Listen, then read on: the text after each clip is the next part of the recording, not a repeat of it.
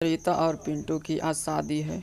हमारे शहर के सबसे बड़े परिवार का बेटा है जो अमेरिका से पढ़ाई पूरी करके अपना कारोबार संभालने हिंदुस्तान आ गया है।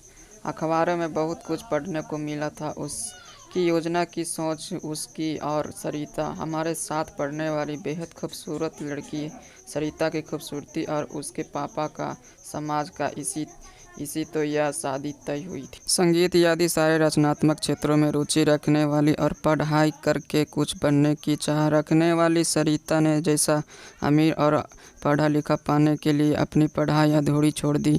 राइस खानदान में शादी की तुलना में पढ़ाई का कोई महत्व नहीं रहा। शादी में पानी की तरह पैसा बहाया गया। शादी के फोटो केवल भारत में बल्कि विदेशी पत्रिकाओं में भी छपवाए गए। सरिता की खूबसूरती के बहुत चर्चे हुए। जोड़ा हनीमून के लिए कहाँ गया, इसके भी चर्चे अखबारों में हुई। फिर आए दिन सरिता की तस्वीरें पत्रिकाओं में छपने लगी।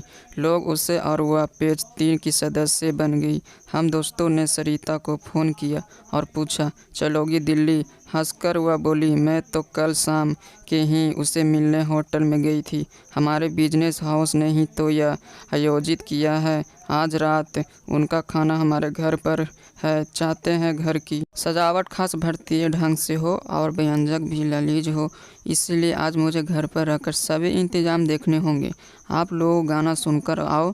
आप लोगों को फ्री पास चाहिए तो बताना, मुझे इंतजाम कर दूंगी। हम दोस्तों ने उसका आभार मानते हुए फ़ोन रख दिया। एक दिन पेज 3 पर हमने उसकी तस्वीर देखी। बेशकीमती साड़ी पहनने मेकअप से सजी धजी गुड़िया जैसी सरिता के बच्चों को लड्डू बांट रही। ऐसे बच्चे जो एक वक्त की रोटी के लिए किसी के एहसास के मोहताज हैं, उनके पास जाते हुए कीमती साड़ी व गहने पहनकर जाना कितना उचित था। वह चाहे गलत हो या सही, मगर बड़े वयोधिक परिवार की सोच शायद यही थी कि बहू की फ़ोटो अनाथों के साथ छपेगी तो वह ऐसे ही देखनी चाहिए। उसके जन्मदिन पर बधाई देने के लिए हमने उसे फ़ोन मिलाना चाहा। काफ़ी देर तक कोई जवाब नहीं मिला तो हमने सोचा सरिता के साथ अपना जन्मदिन मना रही होगी। दोनों कहीं बाहर घूमने गए होंगे। 2 घंटे बाद उसका फ़ोन आया। मैं तो मंत्री जी की पत्नी के साथ चाय पार्टी में व्यस्त थी। मगर उस मंत्री की बीवी के साथ तुम क्या कर रही थी? वह भी आज के दिन काफ़ी देर तक तुमने फ़ोन नहीं उठाया तो हमें लगा तुम कहीं घूमने गए होंगे। नहीं रे, एक नई फैक्ट्री शुरू करना चाहते हैं। कल उसी फैक्ट्री के प्रोजेक्ट की फाइल मंत्री जी जाने वाली है। सब काम सही ढंग से हो जाए, इसके लिए मंत्री जी की पत्नी से मैं मिलने गई थी। जब पापा तब इन मंत्री जी से थोड़ी बहुत जान पहचान थी। कहते हैं ऐसे निजी संबंध बड़े काम आते हैं।